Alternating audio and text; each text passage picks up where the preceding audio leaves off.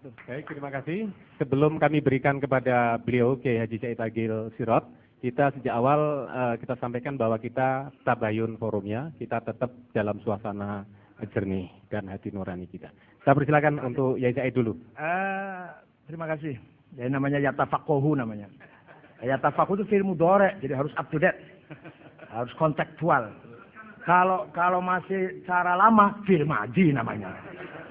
Allah aja mau menyuruh yatafau film mudhari, jadi harus berkembang berpikir itu, jangan mandek. Wal yungziru, begitu pula membina masyarakat harus kontekstual, harus up to date, harus at-tajdidul mustamir. Nah, karena ya yungziru film mudhari harus zaman hal dan istiqbal. Kalau masih khutbahnya masih cerita Nabi Musa mandi di sungai, bawa batu, bawa seruannya Nabi Musa, itu film madi namanya masih. Sekarang harus up to date. Nah, yang kesalahan-kesalahan itu karena saya nulis. Kalau saya nggak nulis nggak tahu salahnya kan. Jadi kalau ente nggak nulis nggak tahu salahnya, nggak nulis. Ya, al-khoto' minal amal. Orang yang kesetrum ya tukang listrik, utak-utik listrik.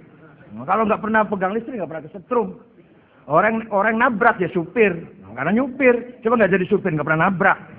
Jadi kesalahan itu karena dari amal. Kesalahan itu kalau nggak mau salah ya jangan beramal, nanti nggak mau salah nanti. Bahwa Ali Samin Asy'ar hanya mengambil dari Mu'tazilah tidak benar saya. Ali Samin Asy'ar malah menekankan mengambil dari Maqalatul Islamiyyin, Al-Milal wan Nihal, selalu ngambil dari itu. Al-Milal wan Nihal, Al-Farqu Bainal Firaq, karena Ali Samin Asy'ar terkenal Asy'ari abad ke-20.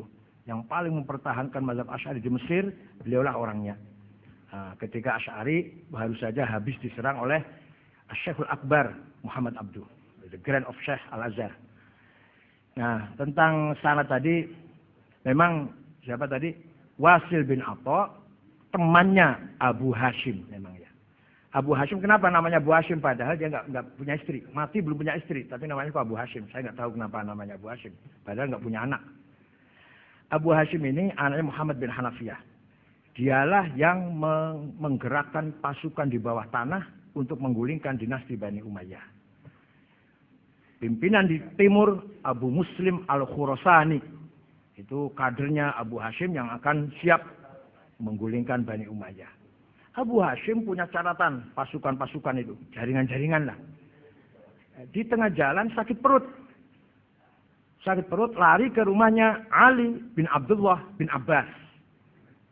Mati di situ, wafat di rumahnya Ali bin Abdullah bin Abbas. Abu Hashim itu mati, dibuka tasnya oleh Ali bin Abdullah bin Abbas. Ternyata nama-nama jaringan-jaringan kader-kader Syiah yang akan menggulingkan dinasti Bani Umayyah diambil oleh Ali bin Abdullah bin Abbas. Jadi perjuangan Abu Hashim diteruskan oleh Bani Abbas. Menang. Pertama kali khalifah adalah Muhammad Abul Abbas ibn Ali bin Abdullah bin Abbas yang terkenal As-Saffah. Mengapa As-Saffah? Karena semua Bani Umayyah, gede cilik lanang wadon tuwa enom patine kabeh oleh Muhammad ibn Ali ibn Abdullah ibn Abbas. Laki, perempuan, tua, muda, kecil, bunuh semua. Kecuali satu yang lari. Abdurrahman Ad-Dakhil. Lari dari Syria sampai ke Spanyol, ke Andalus. Maka dinasti Bani Umayyah berdiri sendiri di sana. Terjadilah perdebatan. Bagaimana hukumnya kalau ada imam dua khalifah. Di timur Bani Abbasiyah, di barat Bani Umayyah. Itulah cerita Abu Hashim. Sedikit tentang Abu Hashim. Abu Hashim orangnya cerdas, orangnya pintar. Cerdas, politisi, aktivis, energik. Bisa membangun jaringan di bawah tanah malah. Yang akan menggulingkan dinasti Bani Umayyah. Ternyata tidak panjang umurnya, malah mati belum kawin. Diambil alih oleh Ali bin Abdullah bin Abbas. Yang nanti suksesnya khalifah pertama Bani Abbas adalah Muhammad Abul Abbas As-Saffah ibn Ali ibn Abdullah bin Abbas. Itu yang membantai semua Bani Umayyah sehabis-habisnya itu. Maka disebut As-Saffah. Jagal. Apa jagal ya? Saffah dia. Haus darah. Nah, itu sekitar itu. Jadi Ali Samin Asy'ar mengambil dari Maqalatul Islamiyyin, dari Milal wan Nihal, dan seterusnya. Masalah apa tadi? Gabungan antara Mu'tazilah dan Syiah ceritanya begini. Setelah Mutawakkil 'ala Allah berkuasa, maka tokoh-tokoh Mu'tazilah dipecatin semua dari lembaga-lembaga pendidikan, pecat semua. Yang tadi sebelumnya gajinya besar-besar. Waktu zaman Ma'mun, Mu'tasim, Wasik, kalau Mu'tazilah gajinya berapa ya? Kira-kira kalau sekarang berapa? Kira-kira sekarang berapa? 10 juta lah ya sebulan. Kalau yang qala Rasulullah mujibatul husli 2 juta. Furudil wudu'i 2 juta. Tapi kalau yang ilmu kalam, filsafat 10 juta. Itu zaman Ma'mun, Mu'tasim, Wasik. Mutawakkil 'ala Allah membalik keadaan. Yang ngajarkan hadis besar gajinya. Yang ilmu kalam diberangus malah. Dipecatin. Oleh gubernur Dailam, namanya Ibnu Ibad, yang Syiah. Sini. Mu'tazilah kamu sudah gak dipakai di Kairo, gak dipakai di Mekah Madinah, di Syria, gak sudah dikucilkan di sini. Maka eksodus, terjadi eksodus, ulama-ulama Mu'tazilah pindah ke Dailam, yang gubernur waktu itu Syiah Ibnu Ibad. Di sini hebatnya Syiah. Hebatnya gimana? Prinsip Syiahnya tidak luntur. Tetap percaya pada wasiyah, ismatul a'immah, roj'ah, mahdiyah, taqiyah, tapi intelektual dibangun karena kemasukan Mu'tazilah. Dari sejak itulah Syiah bukan hanya partai politik, tapi juga gerakan-gerakan intelektual sampai sekarang. Sampai sekarang embargo spare part pesawat oleh Amerika, iya. Amerika melarang ngirim onderdil pesawat ke Iran. Ya wis ora apa-apa, gawe dhewe.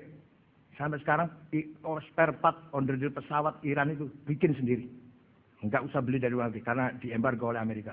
Dan sekarang satu negara yang melawan Amerika ya Iran. Lepas dari mazhabnya salah apa klerus lah, apa kufur apa pokoknya yang sekarang satu-satunya orang yang berani menantang Amerika itu Syiah. Satu negara yang tidak punya utang juga Iran. Satu-satunya yang membela Palestina terang-terangan usaha basa-basi ya Iran. Padahal Palestina tidak ada Syiah. Orang Palestina tidak ada Syiah, orang Palestina. Tapi yang membelain Palestina mati-matian Iran. Ini lepas dari kufrun apa nifakun apa dolalun lah. Iya. Apa? Ayat setan. Mohon tidak disela dulu ya, biar selesai. Ya, jadi enggak ini bukan begitu. Ini sisi positifnya Syiah, sisi positifnya Iran. Adapun beda dengan kita ya, tapi ada positifnya sekarang satu negara yang bisa memproduksi uranium menjadi tenaga nuklir. Nah, kalau kita kan masih memproduksi mandoan, keripik tempe, Iran sudah memproduksi uranium. Tentang sanad tadi, yang mengkotik tadi sanad ahli sunnah, itu dari tahun saja. Kita lihat dari tahun dan dari pengaruh. Syehristani terpengaruh Ghazali. Rozi terpengaruh oleh Syehristani. Itu saya bacanya di situ. Pengaruh. Jadi ini berarti gurunya. Guru bukan berarti harus ngaji face to face, enggak. Tapi pengaruh. Seperti saja muridnya Mbah Asy'ari, saya nggak pernah ngaji sama beliau, tapi saya terpengaruh pikirannya. Atau ada orang mengikuti pikirannya Gus Dur, berarti muridnya itu, walaupun nggak pernah kenal dengan Gus Dur. Nah, jadi sanad tadi, pengembangan dari pola pikir sebelumnya, saya anggap itu gurunya. Minimal melalui kitabnya, melalui tulisannya. Imam Syehristani sangat terpengaruh oleh Ghazali, Imam Rozi sangat terpengaruh oleh Syehristani, Imam Sanusi sangat terpengaruh oleh Khadruddin Al-Ijid dan seterusnya. Apalagi tadi, yang satu lagi apa? Masalah Syiah bunuh orang, ahli sunnah juga bunuh orang banyak. Itu masalah pribadi, kelakuan pribadi. Bukan karena Syiahnya kemudian bunuh orang. Yang ahli sunnah bunuh orang juga ya. Yang setiap hari carok juga banyak ahli sunnah semua. Enggak masalah kelakuan, bukan masalah mazhab lah. Ya ahli sunnah korupsi ya banyak. Ya.